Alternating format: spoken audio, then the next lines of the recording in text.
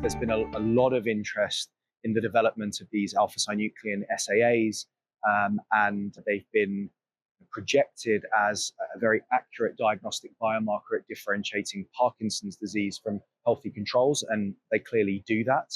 But we were very interested to explore the performance of an alpha-synuclein SAA in the atypical Parkinsonian syndromes, in particular progressive supranuclear palsy, or PSP, because clinically in the real world setting, that is one of the main differential diagnoses for Parkinson's disease when we see a patient in clinic.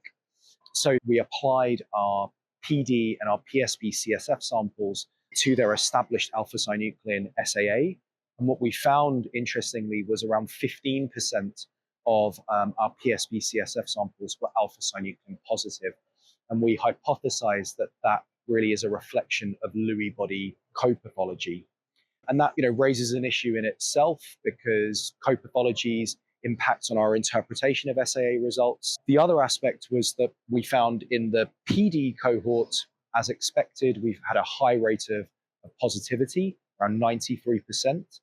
But within that positive PD group, there was a subset of samples that also had these low and slow kinetics, weakly positive results, which pretty much mirrored what we found in those positive PSP samples. So the take-home message really was that using an alpha-synuclein SAA in isolation is probably not good enough to accurately differentiate PSP from PD.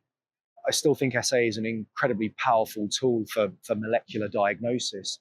Ultimately, what we want to propose is that we need to move away from just an isolated alpha-synuclein SAA approach and more towards a panel SAA approach. So having a PD and an MSA-specific alpha-synuclein SAA combined with a 4-repeat tau SA to enhance our ability to accurately tease apart the Parkinsonian syndromes.